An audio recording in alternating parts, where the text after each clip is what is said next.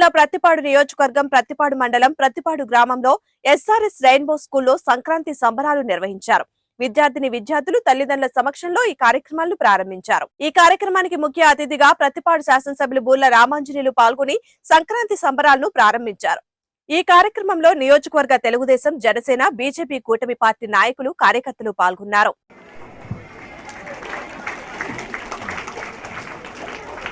సంక్రాంతి సంబరాలు జరుపుకుంటున్నటువంటి మన rainbow institution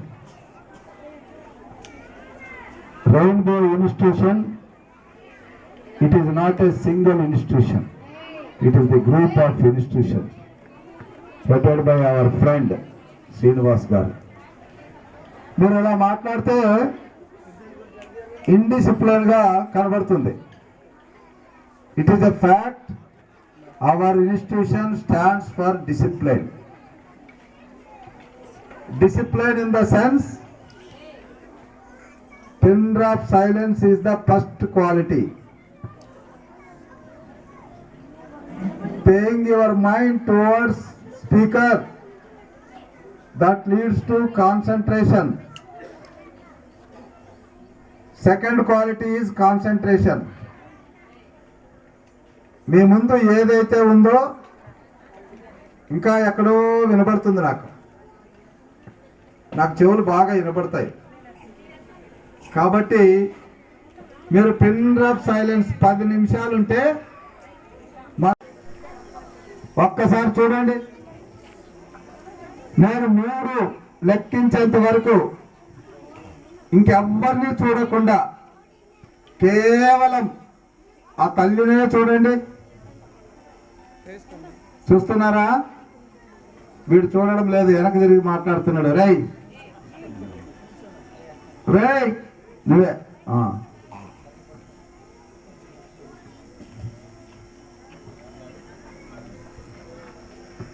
చేతులు ఎక్కడికి వెళ్ళకూడదు.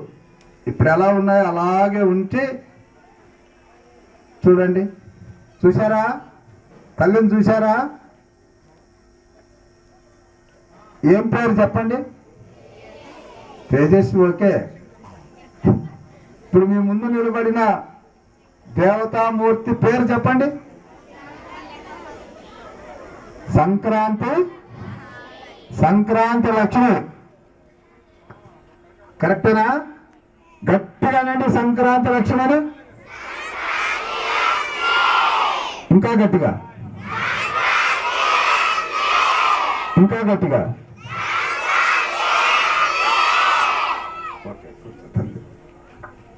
సరే, ఇప్పుడు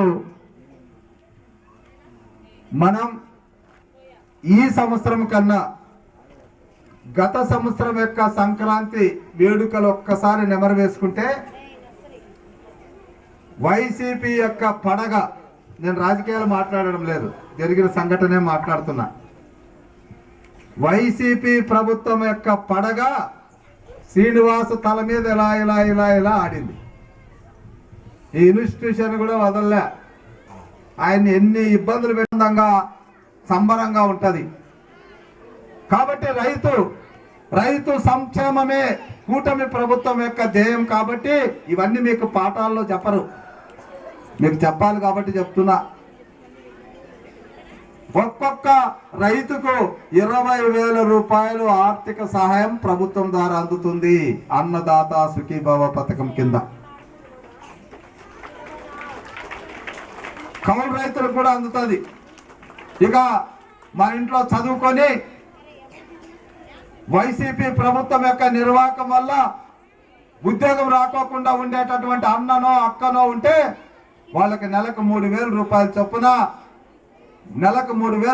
చొప్పున సంవత్సరానికి 36,000 రూపాయలు యువగలం కింద వాళ్ళకి ఈ కూటమి ప్రభుత్వం అందిస్తుంది. ఇవన్నీ కలిపితే ఒక్కొక్క కుటుంబానికి 1,00,000 నుంచి 1,20,000, 1,30,000 రూపాయలు వస్తే నెక్స్ట్ ఇయర్ సంక్రాంతి సంబరాలు ఎలా ఉండాలి చెప్పండి. కేకనా? ఏ కేక వేయండి, కేక ఏమనండిలే, వేయండి. నిజంగా చెప్తున్నా, వేయండి కేక. ఇంకొకసారి